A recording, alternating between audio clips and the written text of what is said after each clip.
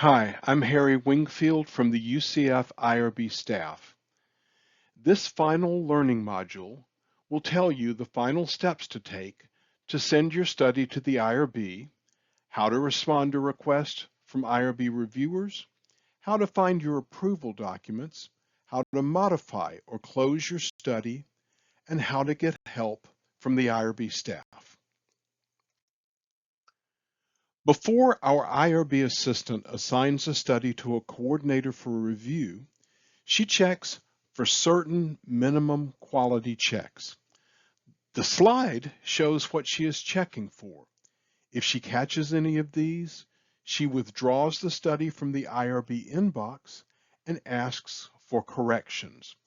A study that is withdrawn is still in the Huron IRB system. It's just back in pre-review. If you respond to the requests, it's automatically back under review and is no longer withdrawn.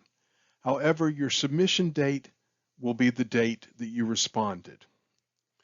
If you do not respond to requests for changes within 90 days of the requests, the study will be discarded, which removes it from the Huron IRB system. You will have to start your submission process over with a new submission. To speed up your review process, do these double checks. Are the study documents uploaded in the right place? Did you use the correct form version? Are all your submitted documents clean with no tracking and no comments? Is every document mentioned in the protocol uploaded? Is every uploaded document mentioned in the protocol? Are all team members up to date with city training? Did your faculty advisor complete their review? Are your documents in Word format? If the IRB hasn't responded after a week or two, make sure that you have hit submit to send the study back to the IRB side. Only the PI can access the submit button. If the study has been submitted and you haven't heard anything after at least 2 weeks, email irb@ucf.edu to make sure there's not some kind of a glitch. Please do not send daily emails or calls. We are working as fast as we can. Send your submission in 6 to 8 weeks before you need approval. Add a couple of weeks to that if the study is more than minimal risk or involves a complex procedure. When the IRB sends the study back to you for corrections and clarifications, respond quickly. This lets the reviewer see the edits while the study is still fresh in their mind. It also ensures that you keep your place in line for the first submitted, first reviewed queue. If you wait more than 30 days to respond, the submission will be withdrawn.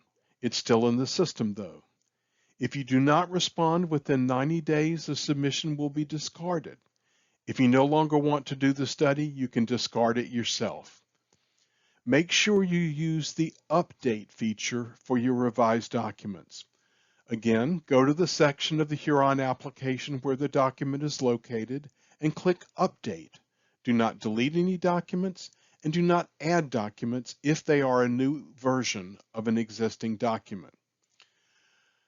Make sure your updated document is clean with no tracking and no comments in the margins. Resolving a comment is not enough. The comment must be deleted. If you have a question for your reviewer, use the comment button, that's preferred, or email your assigned coordinator for the submission. Please work with your assigned reviewing coordinator first while a submission review is in progress. Do not click Submit until all the items requested by your reviewer have been addressed. And make sure you click Submit when the submission is ready to go back to the IRB.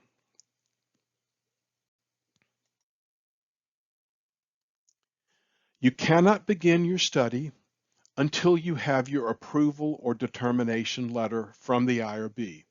These are also known as outcome letters.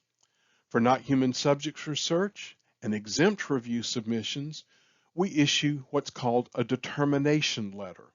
For expedited and full board review studies, we issue an approval letter.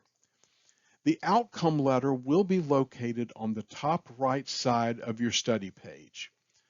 This letter will indicate the review level of your study and let you know that you can begin your research activities.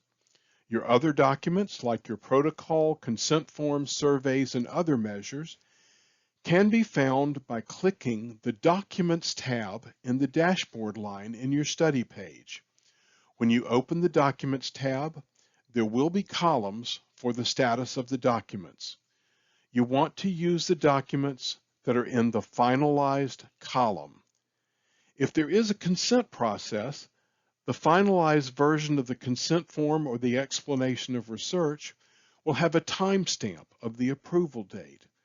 This is the version you must use. However, if you are uploading the consent or explanation of research form into Qualtrics, you will not be able to use the stamped form. Instead, you should use the unstamped Word file that matches the stamped version. All changes to your submission must be approved by the IRB before they are implemented. The only exception is if a research subject is in immediate danger.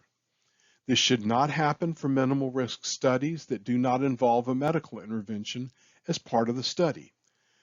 Failure to notify the IRB and get IRB approval before changing any part of your study could result in a finding of serious noncompliance.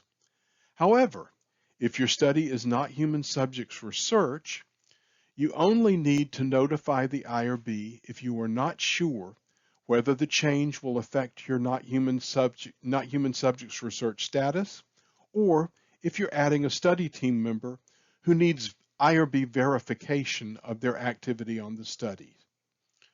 For most studies, use the Create Modification/CR tab on the left side of the Huron page to start the modification process.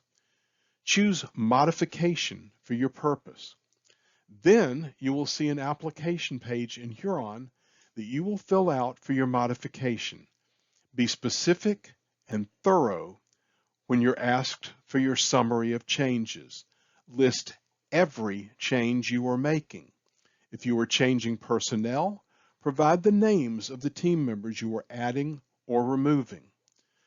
For studies using an external IRB, you won't see a tab for Create Modification/CR. Instead, you will click the tab for Update Study Details.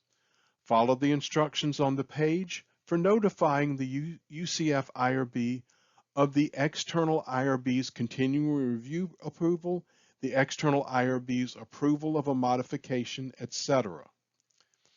Any documents that are revised must be added using the update process. Remember, you must click Submit to send it to the IRB for review. For most studies, to close the study, you will start the process the same way you start the modification process.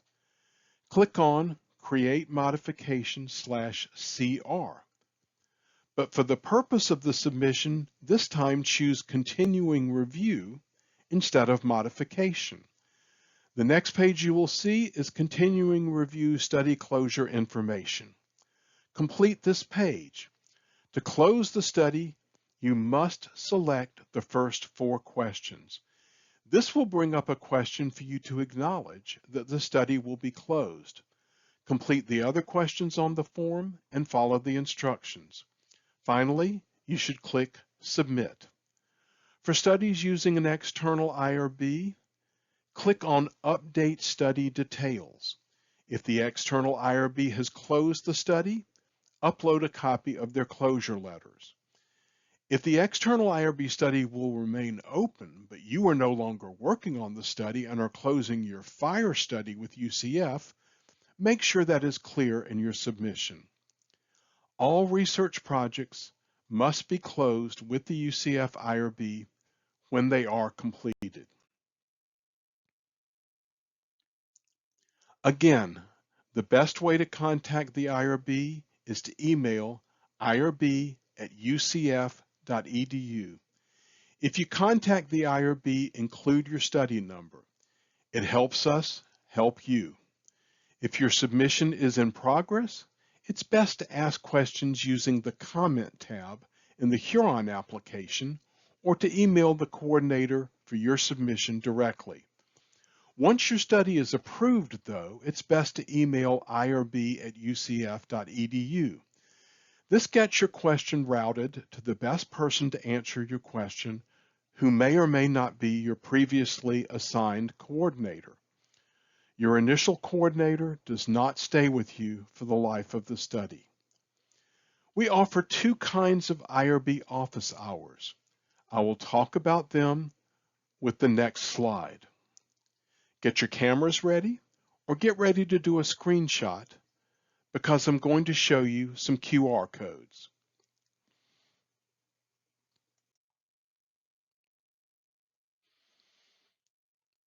Here are the QR codes. You can do a screenshot or upload the code into your smartphone. For graduate and undergraduate students, we have an IRB ambassador to help you with IRB submissions. He can meet with you in person or online. The IRB staff also has office hours for more in-depth questions about research. There's a QR code, IRB office hours, for that too. IRB office hours are generally on Tuesdays from 10 to 12 and Thursdays from 2 to 4 in half-hour slots. And there is a QR code for the IRB website. If there are specific questions about your project, I recommend talking with your faculty advisor and then making an appointment with the IRB staff when your faculty can attend with you. This is the last slide of the final module for the F.I.R.E IRB presentation. Best of luck with your projects, and thank you.